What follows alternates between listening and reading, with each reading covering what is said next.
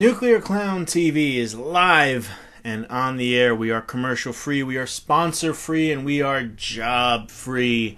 I am your host, your reporter, your soulmate, and your friend, Dave, the atomic, irradiated, and totally nuclefied one. And today I want to hit just a few good things that I like. I don't really have too many thoughts on each of these things to give you a full, in-depth, around 10-minute review. So I'll kind of clump them both together and give you a special 2-for-1 deal just because it's you. Anyone else, I'm going to say, no, get lost and leave me alone. But for you, my little nukelings, I make an exception. But first, I want to talk about two things. The difference between something being the best and something being your favorite. Your favorite sports team may or may not be the best sports team. Your favorite basketball player may not be the best basketball player. Favorite is more like something close to your heart. It doesn't necessarily have to be the best.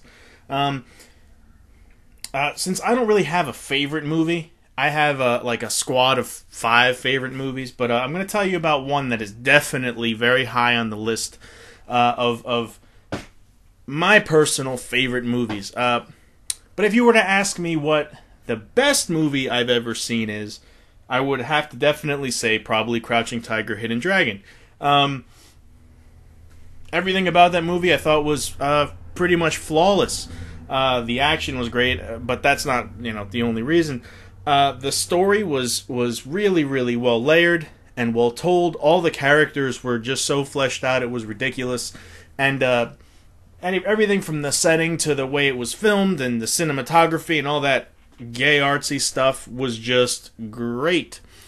That would definitely be the best movie I've ever seen. But if you ask me what one of my favorite movies is, I'd have to say it's After Hours, which is a 1985, around that time, Martin Scorsese movie, starring Griffin Dunne, Rosanna Arquette, and a bunch of other people. This movie has cameos from Cheech and Chong, Terry Garr, Harvey Keitel, and Macho Man Randy Savage. No, I don't think he's in the director's cut, but it's one of my favorite movies of all time, and it's so simple. It's about a guy, and he meets this crazy, whacked-out girl, and she's really weird.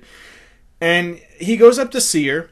He loses his money, and he can't get home. And everyone he meets throughout the night is just progressively weirder and weirder. And that's it. There's no moral dilemma. There's no, underlining message. It's just a story of a guy's night, and it's a crazy night, and it's so entertaining, and it's so good, and it's so simple, and that's what movies really lack nowadays. After Hours is about an hour and a half long, which, hey, that's perfect time to tell your story and go. Some movies, the rare exception, will get a pass for being 2.5 hours long. Watchmen, I thought, was a perfect example of a movie that should have been long. But most movies try to overcomplicate themselves, and it's kind of like covering up for a lack of any good quality story or good quality filmmaking ideas or skills that they try to just produce and just give you a lot of content hoping you won't examine what's important. And After Hours is it's short, it's simple, and it is so good, and it's funny.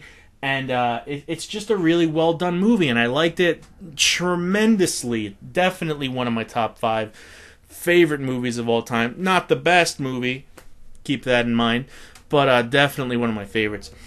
The last time I checked, which was like a couple of days ago, it is on the Netflix website. So if you have a Netflix subscription, go on their website, set up your instant queue thing, and you could watch it right on your computer for free. It's only going to take you... it's only going to cost you some time. So I'm always looking out for you. I'm not going to make you go out and buy anything. So that's After Hours, which I thought was just a great movie. I mean, great. A really, really great movie. The second half of this review, I want to talk about Borderlands. for the Xbox 360. Borderlands is a combination first-person shooter and kind of MMO Warcraft type game where you make a character and you level them up, and as you level, you get skills and you get better at shooting guns at people. It's a four-player co-op game, but you can play it singly if you want. And really, I've never seen a game like this before. Maybe they've tried this sort of merging of two genres before, but I've never seen it. And I really think it's just wonderfully done. I mean, the graphics are cel-shaded and they look great. It's about 4 treasure hunters in their quest for a mysterious vault that promises treasure and all this good stuff. Girls and wine and chocolate. The story is pretty flimsy. I don't think you'll hear anybody really defending the story. It's kind of secondary to all the blowing up and shooting shit. But in a good kind of way. I mean, it's a lot of fun. It's a humorous game, and it looks really good and really different. A lot of people make the Fallout comparison, and they are really similar. I mean, you know, the whole vault thing from Fallout. I mean, the nuclear kind of wasteland that is Pandora. Sure, it is kind of Fallout-ish, but the two are also very different. Now, I give the game a whole lot of passes because, to me, it seems like they're trying something completely new. So yes, the game is short. There is kind of a lack of quests. Even if you want to do every single quest in the game, you're going to finish it pretty quick. Yes, the last boss battle is lame beyond belief. Yes, the loot he drops is ridiculously laughable.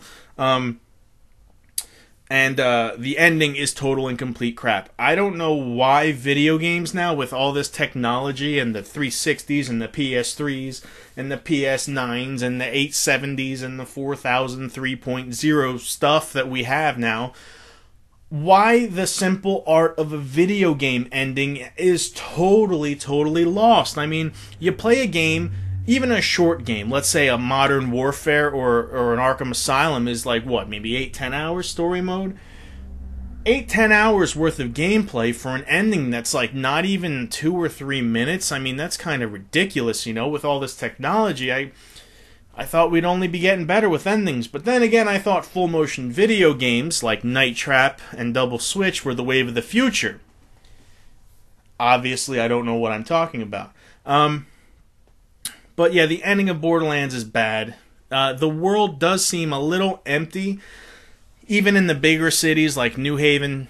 There's not really a lot of people walking around, and I think if they put just some more stuff in the world, it would be really good. It really feels like, you know, kind of a work in progress, and I can forgive that for a game that's really bringing a lot of new things to the table and trying to merge things that actually work, and it doesn't seem to try too hard to make things fit. It just feels natural and it's fun. I played through most of the game alone because loneliness is my only friend, but it is probably far more fun to play with more than, you know, a full squad of 4 people. I hear the loot's better. The more people you have playing, the drops are better. But I mean, I had a fine time playing it alone for the most part. I've got the game goes up to 50 levels. I'm on my second playthrough with my Siren, and she's level 48. And when I'm done with her, I'm gonna play it again with another class. I mean, they have 4 different classes.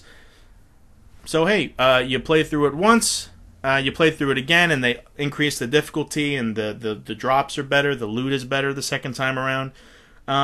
I think Borderlands is the perfect example of a game that you buy. And these games are like $60. It's not exactly cheap. But Borderlands will give you your money's worth. I mean, it seems weird because the campaign mode is so short and stuff like that, but you will play through it again, and then once you beat it again and max out a character, you'll pick another class and you'll see what they're about. And, you know, it's a really fun game, and I'm really looking forward to the future of games like this, and I hope that they do more, and I hope I see another Borderlands, and I hope they kind of fill out the setting where there's already downloadable content that I have, but I haven't really gotten into it too much, so I can't really talk about it. But until Night Trap and Double Switch 2 come out, Borderlands is a pretty good purchase for you.